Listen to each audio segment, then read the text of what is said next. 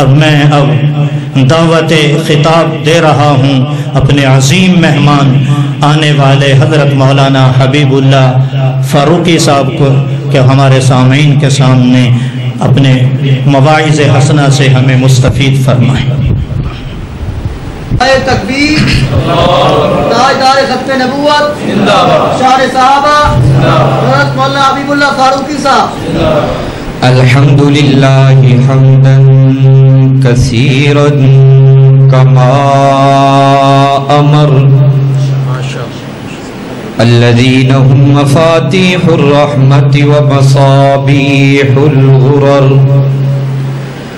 اعوذ باللہ من الشیطان الرجیم بسم اللہ الرحمن الرحیم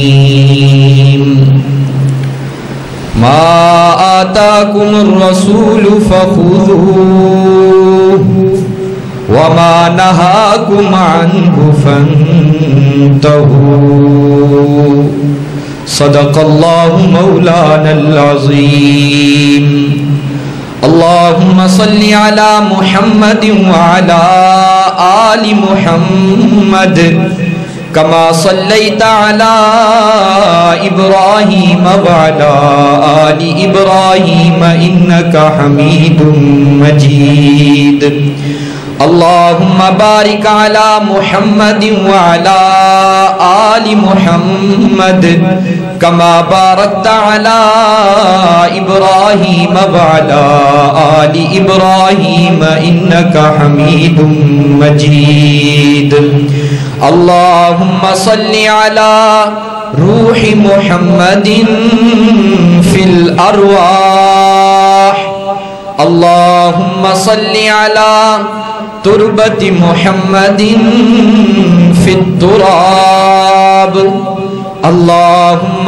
صلی علی بلد محمد فی البلاد اللہم صلی علی روضت محمد فی الریاض یا رب صلی وسلم دائما ابدا علی حبیبک خیر الخلق کلہم۔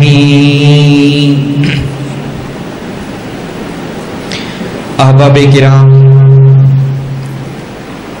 اللہ رب العزت کا بے حد و بے انتہا شکر ہے کہ اس ذات بابرکات نے ہمیں اس دنیا کے شب و روز میں سے وقت نکال کر اپنے گھر مسجد میں آ کے کچھ دیر اپنا مقدس دین سننے کی توفیق عطا فرمائی، اور یہ بڑی مبارک تکمیل ہے۔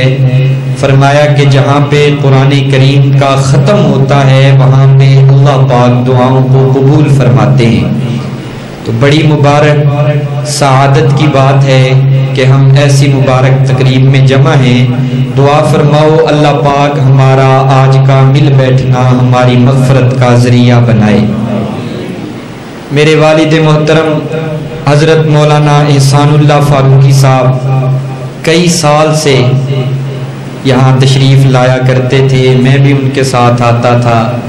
آج مجھے بڑا عجیب سا محسوس ہو رہا ہے کہ جہاں پہ ابو جی بیٹھ کے آپ حضرات کو واعظ سنایا کرتے تھے، آج میں بڑے دکھی دل کے ساتھ آپ حضرات سے کچھ بے ربط باتیں، بے جوڑ کلام آپ سے شیئر کروں گا۔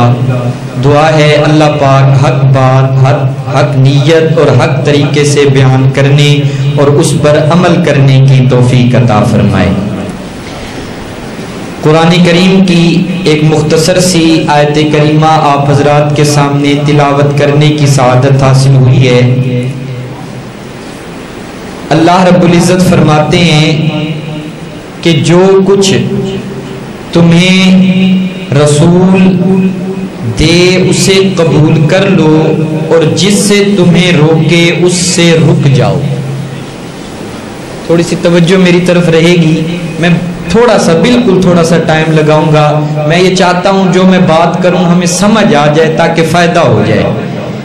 اللہ پاک فرماتے ہیں کہ جو حکم، جو چیز آپ کو رسول دے اسے لے لو، اور جس سے رسول منع کرے اس سے رک جاؤ۔ فرمایا کہ تم اپنے لیے جس راستے کو اپنے لیے خیر کا راستہ سمجھتے ہو وہ تمہارے لیے اتنا خیر کا راستہ نہیں جتنا کہ خیر کا راستہ وہ ہے جو تمہارا رسول تمہارے لیے خیر کا راستہ سمجھتا ہے۔ فرمایا کہ کوئی چیز آپ سمجھیں کہ یار اس چیز میں مجھے نفع ہے، مجھے نقصان کا کوئی شائبہ نہیں، فرمایا کہ آپ کے لیے نفع مند چیز وہ ہے جو تمہیں تمہارا رسول بتائے گا۔ آپ اپنی طرف سے 100 چیزیں دماغ میں سوچیں، یار یہ میرے لیے نفع مند ہے، یہ میرے لیے نفع مند ہے، فرمایا نہیں، تمہارے لیے نفع اس چیز میں ہے جو تمہیں تمہارا رسول بتائے گا۔ اگرچہ تم کوئی کام کر رہے ہو، تمہیں اس کے اندر نفع نظر آ رہا ہے، اس میں حقیقتاً کوئی نفع نہیں، جس سے رسول نے تمہیں روکا، رک جاؤ، جو چیز تمہیں عطا کرے اسے قبول کر لو۔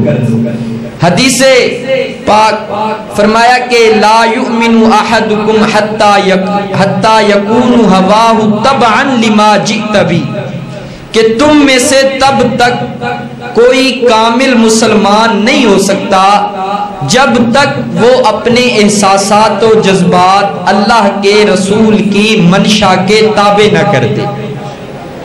گویا قرآن کریم نے ایک معیار مقرر فرما دیا، اور حضرات صحابہ کرام کی جماعت انہوں نے اپنی زندگی آپ صلی اللہ علیہ وسلم کے حکموں کے تابع کی، تب وہ جا کر بکریاں چرانے والے چرواہے عرب کے سردار بن گئے۔ وہ چلتے مکے کی گلیوں میں تھے، ان کے قدموں کی چاپ جنت میں سنائی دیتی تھی۔ حضرت امام ابو حجر اسقلانی رحمت اللہ علیہ نے حلقہ رسالت کی ایک خوبصورت تضمین بیان فرمائی۔ فرمایا کہ رحمت عالم صلی اللہ علیہ وسلم مسجد نبوی میں حلقہ لگائے بیٹھے ہیں، صحابہ کرام کا حلقہ ہے، فرمانے لگے کہ اے میرے صحابہ، ان دنیا کی چیزوں میں سے اللہ پاک نے میرے دل کے اندر 3 چیزوں کی محبت ڈال دی ہے۔ جب صحابہ اکرام نے یہ بات سنی اور بڑے بےتاب ہو گئے، کان لگایا، یہ تو اسی کو پتا ہو کہ جو کسی کو چاہتا ہو کہ محبوب کی پسند بھی محبوب ہوا کرتی ہے۔ صحابہ اکرام بہت بےتاب ہوئے کہ آقا ارشاد فرمائیں کہ ہمارے آقا کو کیا 3 چیزیں پسند ہیں۔ آپ صلی اللہ علیہ وسلم نے فرمایا حبب الی من دنیاکم 3، کہ اللہ پاک نے دنیا میں سے 3 چیزوں کی محبت میرے دل میں ڈال دی ہے۔ پہلی چیز فرمایا کہ الطیب، خوشبو، فرمایا کہ خوشبو مجھے بڑی پسند ہے۔ پہلی چیز خوشبو، میرے آقا نے خوشبو کو پسند کیا، اتنا پسند کیا، اتنا پسند کیا، اتنا پسند کیا کہ پھر خوشبوئیں میرے محبوب کو چاہنے لگیں۔ صحابہ کرام فرماتے ہیں جب ہم نے اپنے محبوب کا پتہ لگانا ہوتا، ہمیں کسی سے پوچھنے کی ضرورت نہیں پڑتی تھی، گلیوں کی خوشبو بتا دیا کرتی تھی کہ اللہ کا حبیب یہاں سے گزرا ہے۔ پہلی چیز فرمایا کہ مجھے خوشبو بڑی پسند ہے۔ دوسری چیز کہ النساء، وفی روایت المرأة الصالحہ، عورت میرے محبوب کو بڑی پسند ہے۔ کون سی عورت؟ فرمایا کہ ایسی عورت کہ جس کے جبین میں اللہ کے سجدے ٹپکتے ہوں اور جس کے دل میں خاوند کی محبت کے حرارے ہوں، جو عبادت میں اللہ کو راضی کرنے والی ہو اور عفت میں اپنے خامد سے وفا کا ذوق رکھنے والی ہو۔ تیسری چیز فرمایا کہ وَجُعِلَتْ قُرَّةُ عَيْنِي فِي الصَّلَاةِ، نماز میری آنکھوں کی ٹھنڈک ہے، نماز میری آنکھوں کا نور ہے، نماز میرے دل کا سرور ہے۔ تیسری چیز فرمایا کہ نماز وَجُعِلَتْ قُرَّةُ عَيْنِي فِي الصَّلَاةِ۔ حضرت عائشہ صدیقہ رضی اللہ تعالیٰ عنہ فرماتی ہیں کہ آپ صلی اللہ علیہ وسلم رات کو نماز کے لیے کھڑے ہوتے، اتنا لمبا قیام فرماتے، اتنا لمبا رکوع فرماتے، پھر اتنا لمبا سجدہ فرماتے۔ میں فرماتی کہ محبوبم آپ تو بخشے بخشائے گئے، آپ کو تو اللہ نے اپنا محبوب بنا لیا ہے، پھر اتنی آہوزاری کیوں؟ آپ صلی اللہ علیہ وسلم فرماتے کہ اے عائشہ، میں اس پروردگار کا شکر ادا کیوں نہ کروں جس نے ایک یتیم کے سر پر نبوت کا تاج سجا دیا ہے۔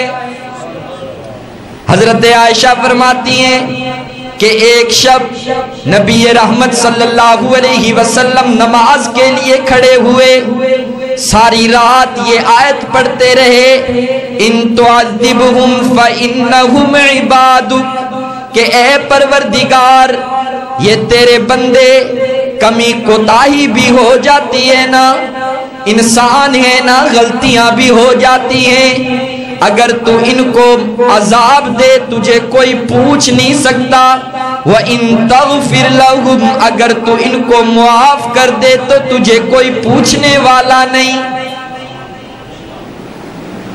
تین چیزیں میرے آقا کو بڑی پسند، پہلی النساء، دوسری الطیب، تیسری چیز وَجُعِلَتْ قُرَّةُ عَيْنِي فِي الصَّلَاةِ۔ میرے آقا نے اپنی تین پسندیدہ چیزیں بیان فرمائی۔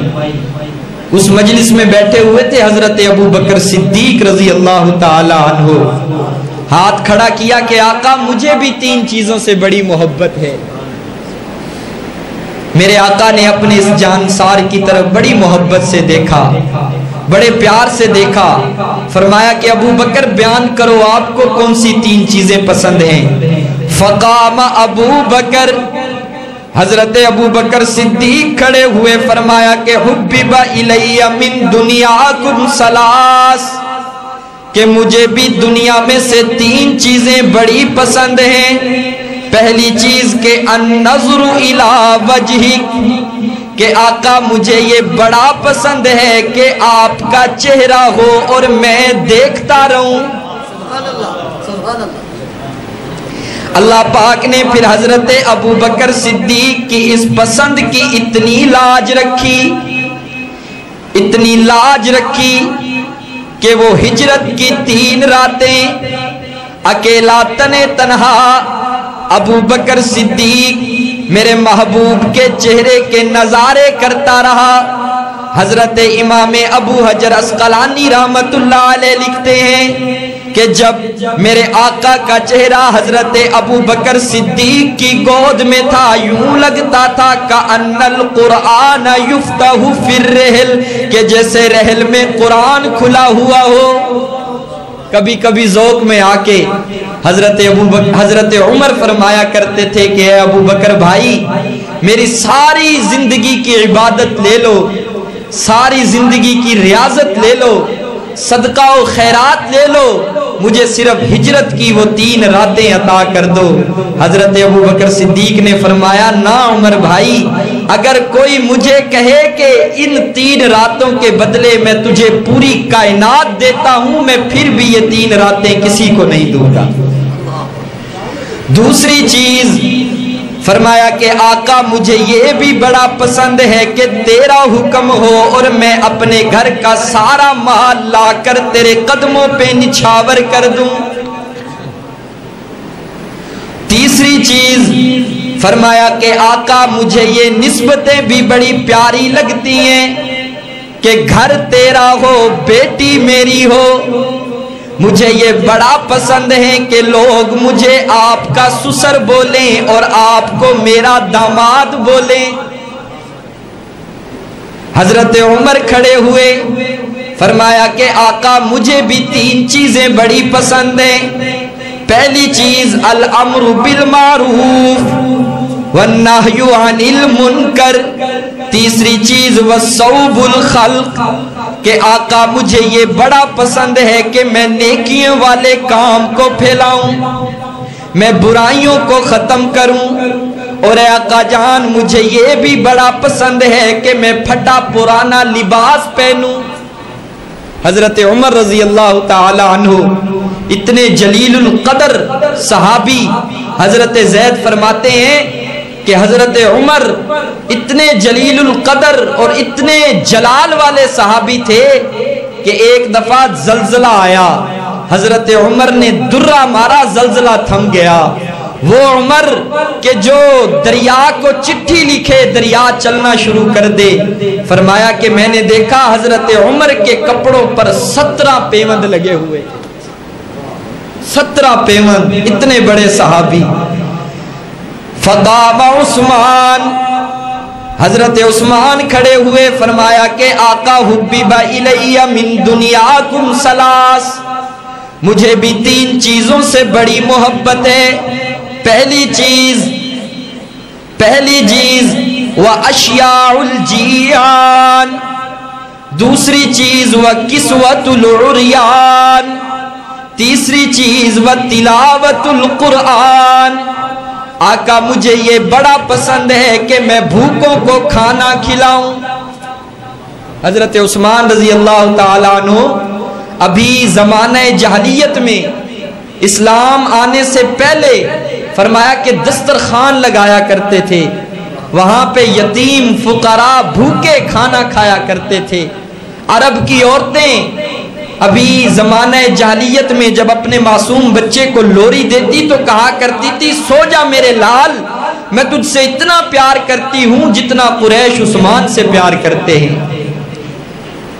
فرمایا کہ آقا مجھے یہ بھی بڑا پسند ہے وتلاوت القرآن، کہ میں قرآن کی تلاوت کروں۔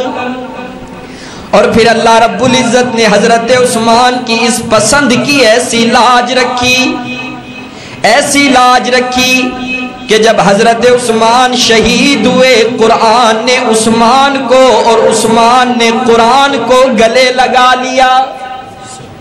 کسی کی شہادت کی گواہی بدر کا میدان دے گا، کسی کی شہادت کی گواہی احد کا میدان دے گا، کسی کی شہادت کی گواہی تلوار کی نوک دے گی، پر میں قربان جاؤں حضرت عثمان پر کہ آپ کی شہادت کی گواہی اللہ کا قرآن دے گا۔ بھائیو یہ قرآن کریم اللہ پاک کی بہت بڑی نعمت ہے، بہت بڑی نعمت ہے، کاش کہ ہم اس کو سمجھ سکیں۔ اللہ پاک نے ہماری ہر پریشانی کا حل اپنے قرآن کریم میں رکھ دیا ہے، ہمارے ہر مسئلے کا حل اپنے قرآن کریم میں رکھ دیا ہے۔ اس سے باتیں کیا کیجئے، اس سے اپنے دل کے احوال بیان کیا کیجئے، یہ آپ کے ہر سوال کا جواب دے گا۔ ہمارے ہاں گھر میں کوئی مہمان آئے، ہم سب سے پہلے اس سے سلام لیتے ہیں، سلام کے بعد ہم دوسرا سوال اس سے کرتے ہیں کہ آپ کا نام کیا ہے، نام پوچھتے ہیں۔ بھائی تھوڑا سا بول پڑیں تاکہ مجھے اتنا پتہ چل جائے کہ آپ کو میری بات سمجھ آ رہی ہے۔ ہمارے ہاں کوئی مہمان آئے، ہم سب سے پہلے اس سے سلام لیتے ہیں، سلام کے بعد ہم دوسرا سوال اس سے کیا کرتے ہیں؟ ہاں جی، قرآن کریم سے سوال کیا کیجئے۔ قرآن کریم سے نام پوچھا، قرآن کریم نے نام بتایا، جواب دیا کہ بل ہوا قرآن مجید فی لوح محفوظ۔ قرآن کریم سے پوچھا کہ تجھے کون لے کے آیا، قرآن کریم نے اس کا بھی جواب دیا کہ نزل بہ الروح الامین۔ اے قرآن کریم تجھے بھیجا کس نے؟ قرآن کریم نے اس کا بھی جواب دیا کہ تنزیل من رب العالمین۔ اے قرآن کریم کب آنا ہوا؟ قرآن کریم نے اس کا بھی جواب دیا شہر رمضان انزل فیہ القرآن، کہ میں رمضان میں آیا ہوں۔ اچھا رمضان میں آنا ہوا، کب آئے، کس گھڑی آئے؟ کس لمحے آئے، کس وقت آئے؟ قرآن کریم نے اس کا بھی جواب دیا کہ وما ادراک ما لیلۃ القدر، لیلۃ القدر خیر من الف شہر، کہ میں لیلۃ القدر کی رات میں آیا ہوں، اس رات میں آیا ہوں کہ میری برکت سے اللہ پاک نے اس رات کو ساری راتوں کا سردار بنا دیا ہے۔ میں جس مہینے میں آیا ہوں اللہ پاک نے اس کو سید الشہور بنا دیا ہے۔ میں جس امت میں آیا ہوں اللہ پاک نے اس امت کو ساری امتوں میں بلند فرما دیا ہے۔ میں جس زمانے میں آیا ہوں اللہ پاک نے اس زمانے کو سارے زمانوں میں بلند فرما دیا ہے۔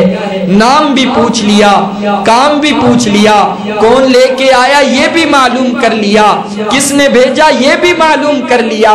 اب قرآن کریم سے پوچھتے ہیں کہ اے قرآن کریم تیرا آنا کہاں ہوا، تیرا نزول کہاں ہوا، کس جگہ تو نازل ہوا؟ قرآن کریم اس کا بھی جواب دیتا ہے کہ نزل علی محمد وهو الحق، میں حق و صداقت کا عالمی نشان، حق و صداقت کی عالمی برہان جناب محمد عربی صلی اللہ علیہ وسلم کے قلب اطہر پر نازل ہوا۔ میرے بھائیوں، قرآن کریم کی تلاوت کا معمول بنائیے۔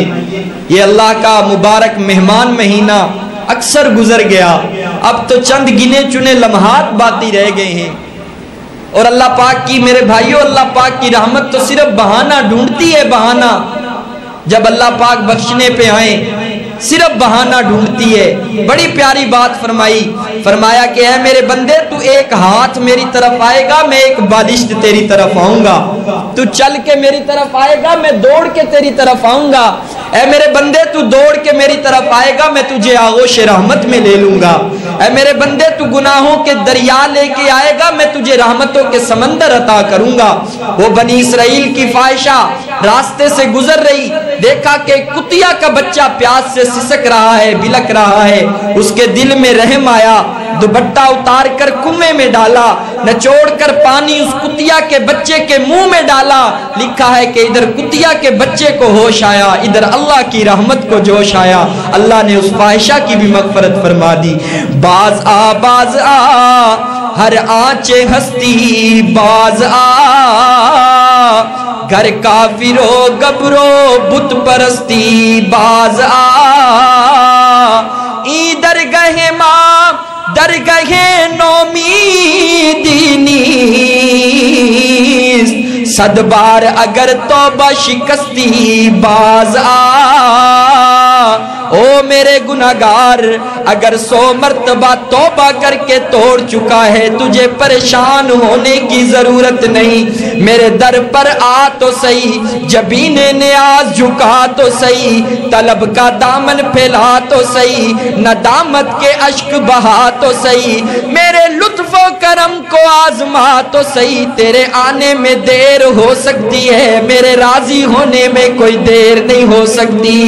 حدیث قدسی ہے، اللہ کا حبیب اللہ سے روایت کرتا ہے کہ رب العالمین فرماتے ہیں کہ جب کوئی بوڑھا گناہگار میرے در پر روتا ہوا آئے، جس کے نامہ اعمال میں کوئی بھی خوبی نہ ہو، ساری زندگی بغاوت میں گزار دی، جوانی کا نشہ تھا، دولت کی مستی تھی، برادری اور پارٹی کی ترنگ تھی، رگوں میں گرم گرم خون کی روانی تھی، علاقے میں چودھری کہلاتا تھا، دستار اونچی رکھتا تھا، شملہ اونچا رکھتا تھا، لیکن اب زندگی کی شام ہو گئی، آنکھوں سے بینائی چلی گئی، کانوں سے سنوائی چلی گئی، اعضاء شل ہو گئے، سر میں سفیدی اتر آئی، میدا کچھ ہضم نہیں کرتا، سب سے بڑا المیہ یہ ہے کہ جیب خالی ہو گئی، اولاد پرواز کر گئی۔ ساری دنیا کا تھکا ہارا یہ انسان جب اللہ کے دربار میں آتا ہے آہوزاری کرتا ہے کہ تنگ دستی کے جو عالم میں میں گھبراتا ہوں، پر در غیر پہ جاتے ہوئے شرماتا ہوں، ہاتھ پھیلانے میں محتاج کو غیرت کیسی، شرم اتنی ہے کہ بندہ تیرا کہلاتا ہوں، الہ العالمین سجدے بھی نہیں کہ سفارش کے طور پر پیش کر سکوں، صدقات بھی نہیں، زکوٰۃ بھی نہیں، خالی ہاتھ آیا ہوں اور اس امید کے ساتھ آیا ہوں اگر تو نے دستگیری نہ کی تو ہلاک ہو جاؤں گا۔ رب العالمین فرماتے ہیں کہ اے میرے محبوب پیغمبر، بڑی اچھی طرح جانتا ہوں میں اس بوڑھے کو، اس کا اکڑنا بھی میرے سامنے ہے، اس کی بغاوتیں بھی میرے سامنے ہیں، اس کی زندگی کا ایک ایک ورق میرے سامنے کھلا ہوا ہے، لیکن میری رحمت گوارا نہیں کرتی کہ میں اسے ٹھکرا دوں، اسے دھدکار دوں، کیونکہ مجھے اس کے سفید بالوں سے حیا آ جاتا ہے۔ یار زندہ، صحبت باقی۔ السلام علیکم ورحمۃ اللہ۔